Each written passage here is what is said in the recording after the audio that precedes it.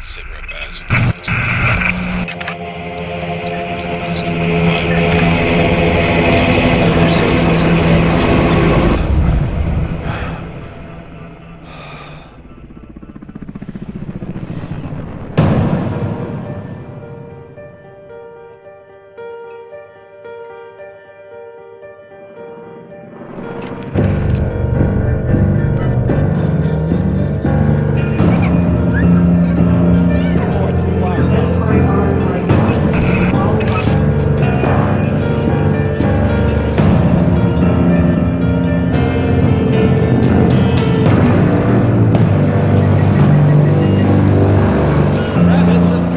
Transaction approved.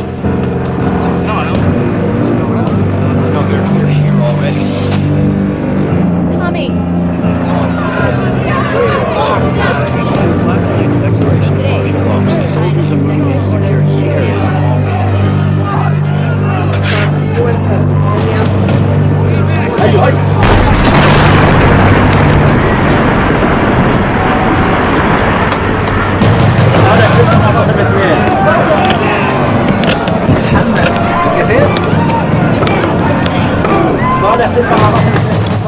Alors bonjour en ce 29 novembre 2012.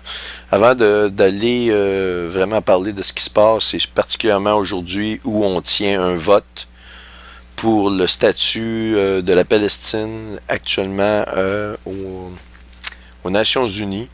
Et la Chine a déclaré il y a une semaine qu'ils vont voter pour la formation d'un État palestinien et d'augmenter le statut. Ça pourrait résulter en vraiment en l'anarchie totale au Moyen-Orient. Et d'ailleurs, je pense qu'Israël, au moment où on se parle, il y a des mouvements de blindés le long de la bande de Gaza, je pense dans la section Est. Alors, écoutez, l'opération Pilier de nuages ou Pillar of Cloud, ce n'est que le prélude de ce qui va arriver. Aussitôt que ils vont rentrer en confrontation avec l'Iran, et je crois que, écoutez, c'est incessant, ça peut arriver d'une minute à l'autre, d'une journée à l'autre. Ça peut prendre encore quelques mois, mais c'est sûr que tous les pièces de l'échiquier sont en place pour cette partie d'échecs, puis ils ont l'intention de la jouer, c'est évident. Alors, avant d'aller plus loin dans toutes ces choses-là, j'ai une question qu'on m'a posée au niveau de l'inversement de la course de la Lune et du Soleil. Et cette personne-là m'a demandé, j'ai vu vraiment j'ai eu des visions de cela. Eh bien, bibliquement parlant, on le voit dans Apocalypse, le chapitre 6, et nous le voyons dans le verset, attendez un instant, le verset 14. Donc, chapitre 6, verset 14, je vais vous le lire. Il est écrit dans l'Apocalypse, chapitre 6, verset 14, que le ciel se retira comme un livre qu'on enroule, et toutes les montagnes et les îles furent écartées de leur place. Ce qu'il faut vraiment mettre l'accent ici, c'est sur ceci, c'est que le ciel se retire comme un livre qu'on enroule, et toutes les montagnes et les îles furent écartées de leur place. Si le pôle shift physique ou le renversement de pôle physique se faisait par un inversement de l'axe de rotation complète de la Terre, c'est-à-dire que vous avez ici la planète Terre, vous avez le nord où il y a le point rouge, le sud est en bas, et qu'on inverse, on prend l'axe ici et on la tourne complètement la tête en bas, on se retrouve donc le sud et le nord, et c'est tout le globe qui a bougé. Eh bien, en théorie, la plupart des montagnes et des îles pourraient rester à leur place. Et ce n'est pas le cas. Donc, de toute manière, je suis absolument convaincu, personnellement, vous pouvez croire ce que vous voulez, mais que ce type de changement-là, c'est quelque chose d'absolument impossible, pas pour Dieu, mais ce n'est pas de cette façon-là que les choses vont se faire, et ce n'est pas de cette façon-là que les choses se préparent actuellement. Dû à la montée du magma, vous allez avoir une couche de magma à un certain niveau de la croûte terrestre, et c'est la croûte terrestre qui va se déplacer exactement comme dans le film 2012, et c'est pour ça que le film 2012, bien qu'il y ait eu beaucoup de critiques à son égard, qu'il y avait des choses exagérées, c'est vrai qu'au niveau des effets spéciaux, On voit l'avion qui décolle et on voit le sol qui se résorber sous l'avion. Je pense que ça arrive à quelques reprises. Ils sont toujours chanceux. Ils décollent toujours, finalement, à la fraction de seconde qu'il faut. Et tout ça, évidemment, c'est du cinéma. Par contre, il m'a assez étonné de ce film-là, c'est qu'il montre une migration physique. Ils veulent aller en Chine, exactement à l'endroit où ce qu'ils ont vu sur la carte, pour aller rencontrer, pour aller avoir une chance d'aller sur l'arche de survie. Ils doivent aller en Chine et ils se rendent compte avec leurs appareils, les instruments dans l'appareil, que finalement ils devraient être déjà rendus et que finalement c'est encore 1000 km en avant d'eux. Donc la croûte terrestre se déplace en surface de la Terre. Et bien, peu importe que vous avez un changement de l'axe complet ou une migration de la croûte terrestre, alors pour l'observateur sur Terre, il va se produire le même phénomène, celui que je vous explique à l'instant. Premièrement, il ne faut pas confondre ce qu'on appelle un pole shift ou un renversement de pôle magnétique. Vous voyez ici les lignes du pôle nord qui sont en bleu et en jaune on a le pôle sud. Un renversement de polarité magnétique, ça serait que les lignes de champ magnétique du pôle sud se retrouveraient au nord et celles du nord au sud. Et contrairement à ce que la NASA nous dit sur l'effet qu'il n'y a aucune preuve que ça peut créer quelque problème que ce soit, eh bien c'est une folie de dire une telle chose, puisque ces lignes magnétiques-là consistent en l'écran de protection de la Terre contre les effets néfastes du Soleil et des courants cosmiques. Vous en avez, les courants cosmiques sont la plupart bloqués par la protection du Soleil lui-même, mais il y en a quand même une petite partie qui passe, et puis ça a quand même une certaine protection.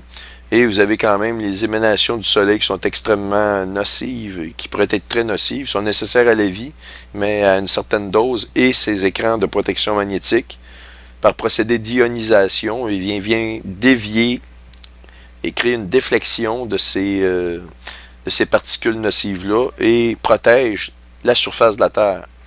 Eh bien, lors d'un inversement, évidemment, le climat, par contre, par exemple, on regarde pôle nord, pôle sud, vous avez remarqué qu'il y a beaucoup d'amoncellement de neige. Évidemment, c'est parce que ces endroits-là, il fait froid. Ce sont des endroits moins exposés à la lumière directe du soleil, entre autres. Mais vous avez des particules d'eau qui sont cristallisées en glace dans la ionosphère. Et éventuellement, ils sont ionisés, ils sont entraînés en suivant ces lignes directrices qu'on voit ici, particulièrement. Et donc, si vous inversez ce phénomène-là, vous allez inverser aussi tout ce système-là. Est-ce que ça va être une inversion à 180 degrés ou vous allez avoir une diagonale? Ça aussi, c'est une question qui demeure à répondre et ça va influencer énormément les conditions climatiques globales de la Terre. Bref, je ne veux pas rentrer dans les détails, mais ça, c'est un type de changement de pôle.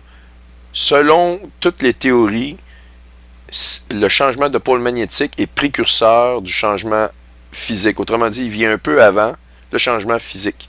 Maintenant, pour ce qui est du changement physique, c'est ce que je vous ai dit, j'ai parlé de l'écorce terrestre qui va glisser. Maintenant, on va parler de l'apparence de la Lune si vous êtes au pôle sud versus au pôle nord. Bon, voyez-vous ici un calendrier de l'hémisphère nord versus un calendrier de l'hémisphère sud pour les cycles lunaires. Voyez-vous, à la même journée, si je prends par exemple le 10 comme exemple, vous avez l'ombre qui est à droite dans l'hémisphère nord, tandis que le 10, dans l'hémisphère sud, ce que vous voyez, c'est l'ombre est à gauche. Et c'est très facile à comprendre, je vous l'explique. Si vous êtes un observateur au nord, vous voyez donc la Lune, physiquement je parle, qui va se promener de la gauche vers la droite.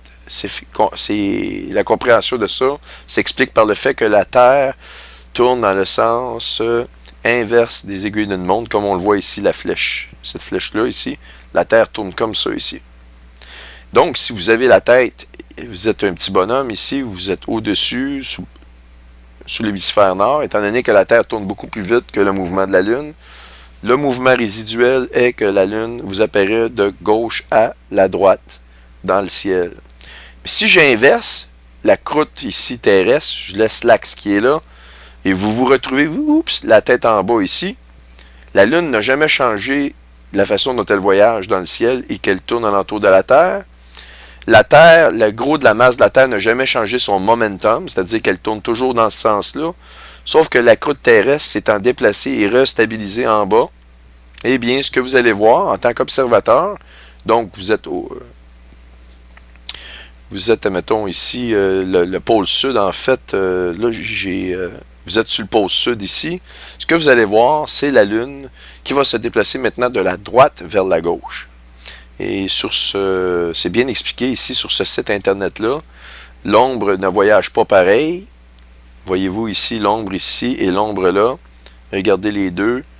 Une qui voyage de gauche à droite et l'autre de droite à gauche. Et le mouvement physique de la Lune va apparaître de la même manière, c'est-à-dire inversement, en fonction de où vous vous situez, si vous vous situez au pôle nord ou au pôle sud. Donc, le mouvement relatif change.